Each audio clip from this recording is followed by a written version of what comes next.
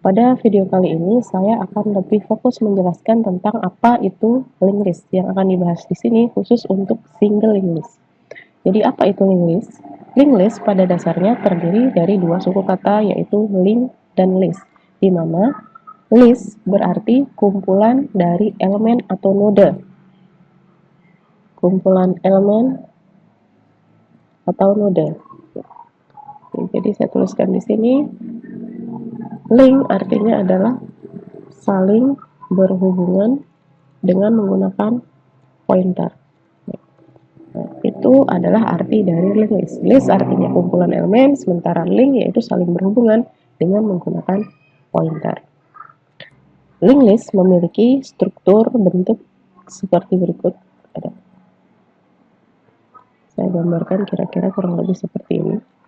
Nah, pada linked list strukturnya terdiri dari node. Yang pertama di sini yang berfungsi untuk menyimpan informasi berupa data maupun address atau alamat dari node tersebut.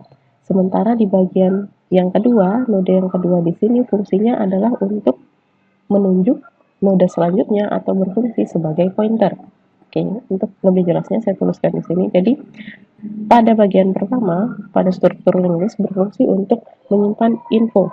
Infonya terdiri dari data dan alamat dari node ini. Sementara di bagian selanjutnya adalah sebagai pointer next. Di dalam pointer next ini menyimpan pointer dan alamat yang akan dituju atau alamat dari node selanjutnya yang akan ditunjuk. Oke, saya tuliskan di sini, ini adalah pointer next. Nah, selain itu di dalamnya juga terdapat alamat dari node selanjutnya. Oke, baik, di sini kita bisa melihat ada dua tipe dari single linked list. Yang pertama ada yang non-sirkular dan ada yang sirkular.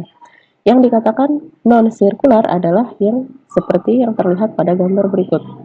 Nah, dikatakan sebagai non-sirkular karena dia tidak membuat suatu siklus yang circle atau berputar. Jadi di sini node pertama menunjuk node selanjutnya dan diakhiri oleh 0. Artinya ketika bertemu dengan 0 atau yang pointer akhir menunjuk 0, artinya node ini adalah node yang paling akhir. Dan dari deret node yang ada di sini, kita mengetahui bahwa ini adalah node yang awal atau paling depan karena di sini ada head. Jadi head akan selalu menunjuk bahwa dia adalah node yang pertama. Gitu. Selanjutnya, yang termasuk contoh dari sirkular bisa dilihat seperti ini. Jadi ada circle. Ketika node terakhir menunjuk kembali ke node yang pertama, maka itu disebut sebagai single circular linked list. Oke. Balik ke bentuk struktur dari linked list, kembali seperti ini. Jadi jika saya punya struktur linked list seperti ini, kemudian saya punya pointer yang menunjuk ke arah 0,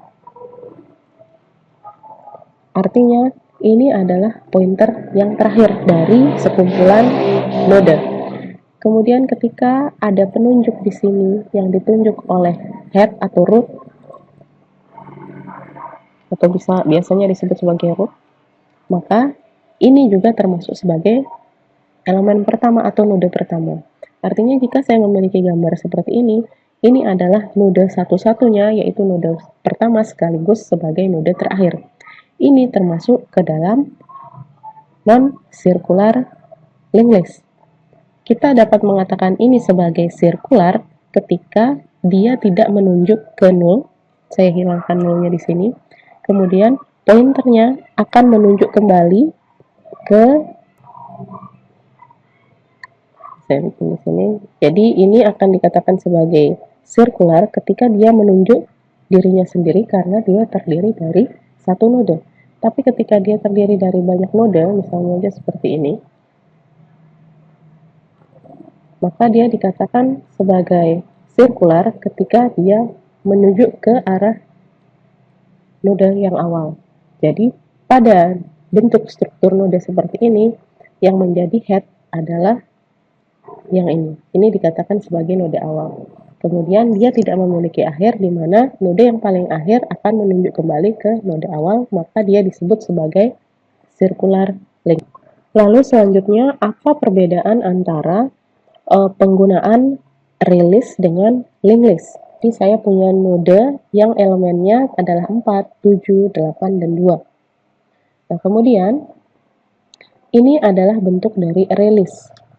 Pada release, ketika saya ingin menginputkan elemen baru, maka saya melakukan penyisipan. Pada contoh yang ada di sini, saya punya elemen 18 yang ingin disisipkan di antara 7 dan 8. Jadi saya punya awalnya seperti ini, berarti 18 saya ingin sisipkan di antara 7 dan 8.